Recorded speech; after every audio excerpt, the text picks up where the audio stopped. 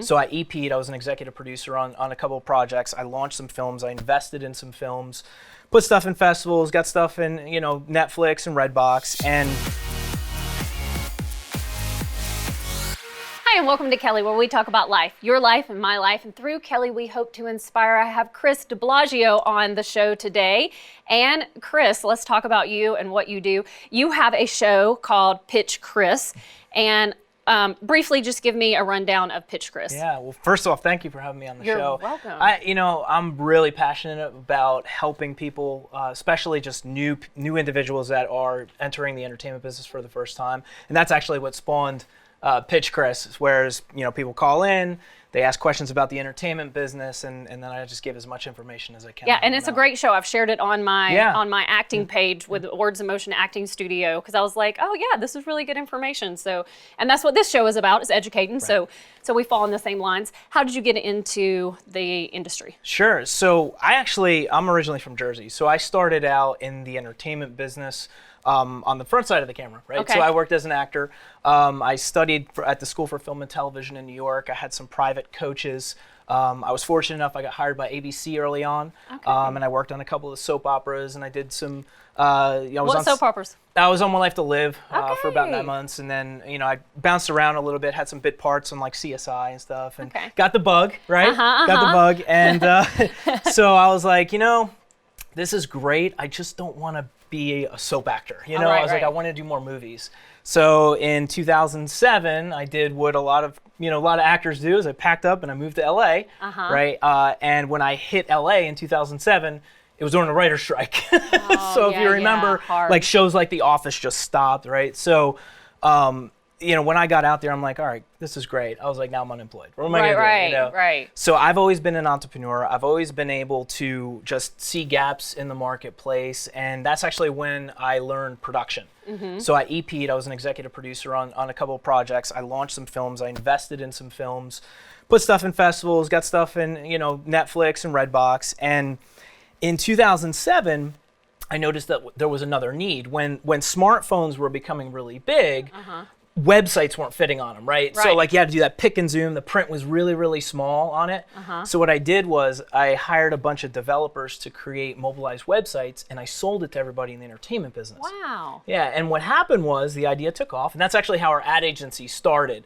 So we started doing marketing for the entertainment business, and I was still, I was doing production and I was doing marketing, and it was kind of like, it was the best of both worlds, because like I was able to still be connected to the entertainment business and do my job, and then also I was able to do production and acting gigs and stuff. So what brought me to Atlanta, so my dad lived in Northwest Florida, and he wasn't in the best of health, and just something inside just told me, I had to go home. I had to get back, and so I told my agent I'm going on hiatus, and see you later, right? So I went to Northwest Florida, opened up our ad agency, and I continued to do marketing out there. And yeah, we've been growing in the panhandle of Florida. We've been doing some marketing and advertising. I figured the film industry was done until one of our advertisers came to us to do some advertising, and it just spun off as, hey, let's just do a show. Let's do a TV show. And that show I was able to get on ABC, CW, and Fox, and I aired it across the panhandle of Florida. And what was that? It was actually a reality show called Insurance Wars. Okay. And it actually had to do with, the reason why we did a TV show as opposed to traditional advertising is he's a public adjuster. Okay. Most people don't know what a public adjuster does. And I said, if I did a 30-second spot, no one would even know what you do. So let's do a TV show. So I actually wrote him a reality show, and if you notice, most reality shows, like, there's a business involved, right? Well, because it's branding. It's branding. Exactly. Yeah. It's branding for their business. So I said, all right, well, let's just do this. So I wrote a 13-episode season, and then I bought out the airtime on like I said, on ABC, CW, and Fox, and then we aired it, and his business exploded. Wow. Because now instead of just a commercial, Right. he's getting this following. Yeah. And with this following, it really helped his business. He's franchising now, and so it's great. So immediately I found myself back in the entertainment business, right? After I had to leave and stuff. And it was just, it was an amazing experience. And I said, you know what? I'm hearing a lot about Atlanta, and I was in Northwest Florida, so I was only probably about 4.5 hour drive to Atlanta, where we were at, and there was nothing else going on in Florida. So I said, all right, let me take this trip. So it first started out like 3 days a month. I'd be driving up to Atlanta, and then it would turn into like 5 days, and then it turned into 10, and then I was like, yeah, I'm gonna have to move. I'm gonna have to relocate. So have you moved now? Yeah. You're completely moved. We're based here. So we headquartered in Atlanta. So that's where our ad agency. So it's an entertainment marketing company. So what we've morphed into is we do product placement, product integration, branded entertainment, which is what we did for the insurance show.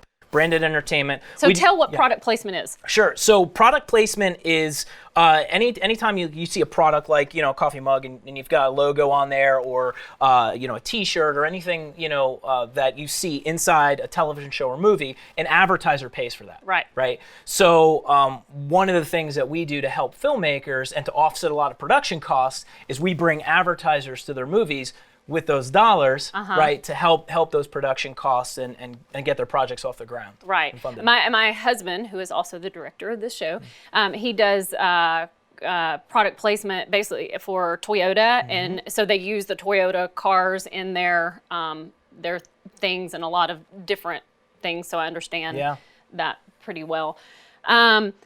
So in Atlanta, are you liking it? Oh, I love it out here. Really? It's awesome. Yeah. Yeah. It's awesome. I mean, like the landscape. So I was a little ignorant to Atlanta. I didn't know. Like I thought it was farm country. I mean, I had no idea. I've never been out this way, But like you've got the city, you do have the farmland, you've got mountains, you've got lakes. You can be at the beach in 4 hours. Yeah. I mean, back in Panama City Beach or Destin or 38. And we're not all podunk. Right? No. It's an actual thriving city, and it's great. I love it. Like I mean, the experience here is awesome. So you still have the country life, but you can still work in the fast-paced city environment, and that's I like that lifestyle.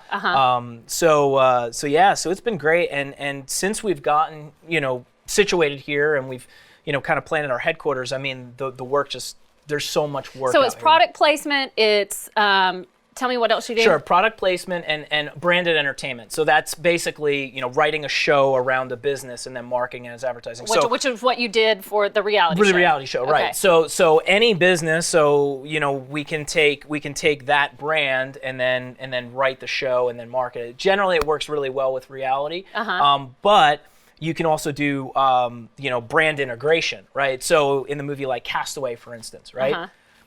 Well, FedEx, right? The plane that went down, right? FedEx financed a majority of that film, right? So shows like that. So we could actually make narratives, right, with an advertiser as well, where they're either the main plot of the story includes that brand, or it's a significant. We're working on a movie right now where the product plays a significant role in the film, right? So we also facilitate those deals, and we do licensing. So the movie has like a fictitious character. We'll then marry that with a brand. So like you see all these Marvel movies, right? We'll do the co-branding with So are you doing this more for independent filmmakers, or are you doing this for professional, or?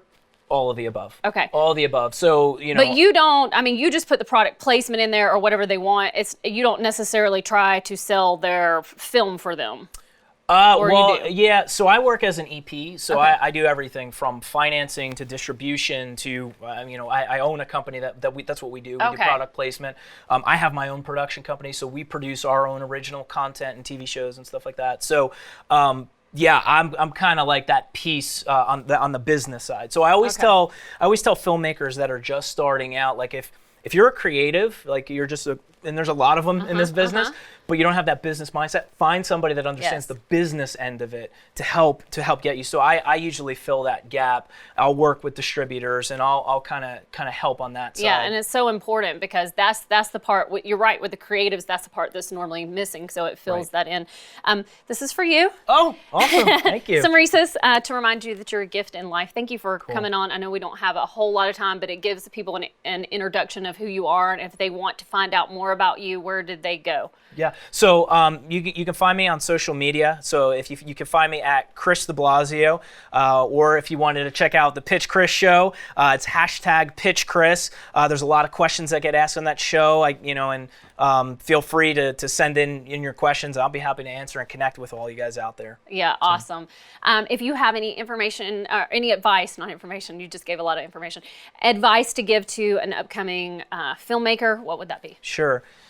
So you got into this business because you're passionate about it, and it's the long haul. Enjoy the journey, not the result, right? So you have a film that you always want to make. That's not the end goal. Enjoy the journey because it's a process. But if you stick it out, you're going to be successful.